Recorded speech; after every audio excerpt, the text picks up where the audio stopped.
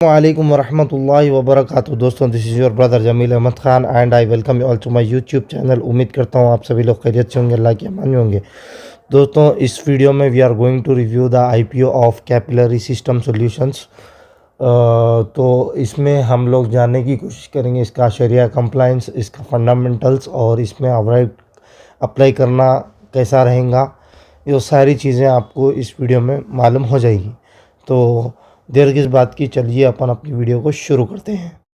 अल्हम्दुलिल्लाह मैं आ चुका हूँ capillary technologies India private limited के स्क्रीन पे।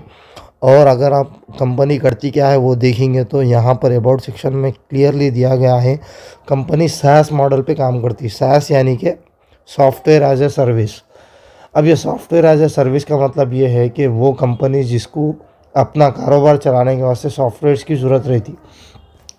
एक छोटी सी मिसाल, जैसा कि आपका फार्मेसी है, फार्मेसी की कारोबार अगर आप कर रहे हैं तो उसकी बिलिंग का आपको सॉफ्टवेयर होना, कितनी इन्वेंट्री आ रही, कितनी इन्वेंट्री जा रही, कौन सा माल एक्सपायर हो रहा, कौन सा माल जो है अभी कम पड़ रहा और ज़्यादा माल कौन सा बिक रहा।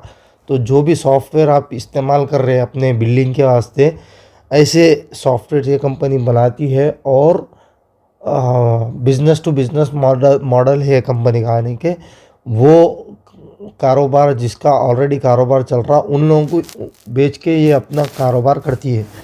और ये कंपनी जो है सब्सक्रिप्शन बेसिस पे काम करती है, यानी कि आपको अगर कोई फार्मेसी वाला इसका सॉफ्टवेयर ख़रीदा तो उसको चाहिए कि हर महीना या हर साल को साल वो रिन्यू करे। तो इस तरह इनका फाइनेंशियल मॉडल चलता है, इस तरह इनको रेवेन्यू जनरेट होता है।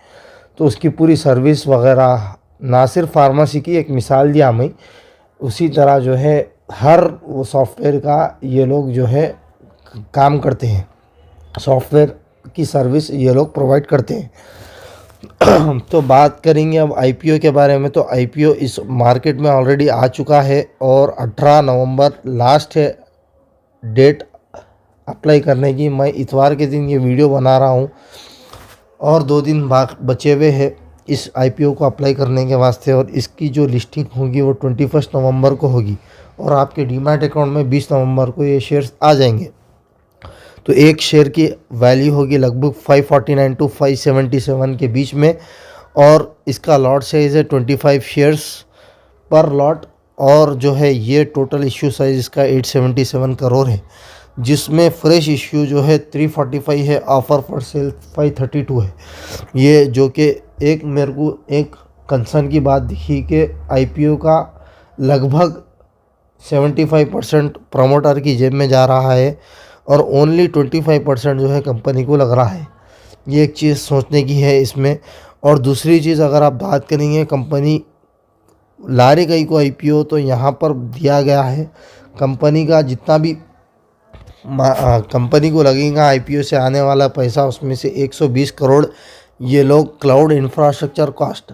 अब ये क्लाउड इंफ्रास्ट्रक्चर कॉस्ट क्या है, यानी कि क्लाउड कंप्यूटिंग पे चलती है सॉफ्टवेयर की दुनिया। जितनी भी सॉफ्टवेयर की लाइन की दुनिया है वो क्लाउड में अपनी होस्टिंग ख़रीदना पड़ता। तो क्लाउड के इंफ्रास्ट्रक्चर को ये लोग डेवलप करेंगे और अपना जो है रिसर्च, डिज़ाइनिंग, डेवलपमेंट ऑफ उनके प्रोडक्ट्स, उनके जितने भी प्रोडक्ट्स हैं, उनके जितने भी प्लेटफॉर्म्स हैं, उसकी डिज़ाइनिंग, उसका रिसर्च, उसके डेवलपमेंट में इतना पैसा ये लोग लगाएंगे। इन्वेस्टमेंट इन, यानी कि computer systems for the business, यानी कि कंप्यूटर्स वगैरह जो भी इनको ज़रूरत पड़ेंगी एसेट्स की, वो ये लोग ख़रीदेंगे 10 करोड़ का। और बाकी का जितना भी बचा हुआ है वो कॉरपोरेट परपोसेस, यानी कि जो बिज़नेस की रोज़मर्रा के ऑपरेशन है उसको ये लोग हैंडल करेंगे। ठीक है, तो आईपीओ लाने का मकसद तो ये है। अब बात करेंगे इसके फंडामेंटल्स की। तो फंडामेंटल्स जो है माशाल्लाह असासे तो बढ़ रहे, इनकम भी माशाल्लाह से अच्छी बढ़ रही। प्रॉफिट आफ्टर टैक्स जो है ये एरिया ऑफ कंसर्न है। कहीं को बोल तो लॉस में थी कंपनी, अभी हाल में प्रॉफिटेबल हुई, लेकिन उतना प्रॉफिट नहीं बना सकी जितना ये लोग बनाना चाहिए। ठीक है, एबिटा भी जो है माइनस में था, वो जाके प्लस में हुआ। अब ये साल नेट वर्थ भी जो है बढ़ गई, 100 करोड़ की कंपनी जाके जो है 500 करोड़ की हो गई, जो कि बहुत अच्छी बात है। कंपनी के पास 150 करोड़ का रिज़र्व है और कंपनी के पास बोरोइंग भी है, यानी कि कंपनी के पास लगभग 90 करोड़ का कर्जा है। लेकिन अगर आप बात करेंगे डेट टू इक्विटी की तो ये 33% के नीचे आ रहा है और इसका बिज़नेस भी जो है हलाल है। तो हम as a Muslim, as a जो है शरिया compliance trader, we can invest in this company, we can trade in this company. हम बात करेंगे इसके KPIs की परफॉर्मेंस इंडिकेटर की, तो बहुत ही ख़राब इसके KPIs है। 2.76 का ROCE है। डेट टू इक्विटी तो चलो कम है, लेकिन खाली डेट टू इक्विटी से अपन जज नहीं कर सकते कंपनी का। Return on net worth, PAT margin, EBITDA, price to book value, ये सारे जो है कंपनी के फंडामेंटल्स को जो उतना जस्टिफाई नहीं कर रहे जितना एक इन्वेस्टमेंट के वास्ते या ट्रेड करने के वास्ते हमको चाहिए। ठीक है, EPS भी अगर आप देखेंगे तो बहुत कम है, 15 के ऊपर है ना EPS, 1.93 का EPS है और PE भी जो है बहुत ज़्यादा है। तो कंपनी के फंडामेंटल्स उतने अच्छे नहीं हैं जितने कि एज ए ट्रेडिंग और एज एन इन्वेस्टिंग हमको चाहिए। अगली चीज़ अगर अपन देखेंगे सब्सक्रिप्शन की, तो सब्सक्रिप्शन भी उतना नहीं आया जितना आना चाहिए। हालांकि मैं बोलता हूँ कि अभी एक ही दिन हुआ, अभी 2 दिन बाकी है। देखते हैं 2 दिन में कितना सब्सक्रिप्शन आता है लेकिन मुझे नहीं लगता कि ज़्यादा सब्सक्रिप्शन इसमें आएगा। ठीक है, क्योंकि फंडामेंटल्स उतने अच्छे नहीं है। और बात करेंगे GMP की, तो GMP भी नेगेटिव में चल रहा है। ठीक है, this is the GMP grey market premium. अगर आप बात करेंगे तो पहले दिन इसका जब आया था 50 रुपये प्लस में था, उसके बाद 45, उसके बाद 22 माइनस में है। तो इसका मतलब लिस्टिंग गेन भी उतना होना जो है पॉसिबल नहीं है। अगर आप एक्सपेक्ट कर रहे हैं 15%, 20%, 10%, तो मैं नहीं समझता हूँ कि उतना लिस्टिंग गेन इस कंपनी में आएगा।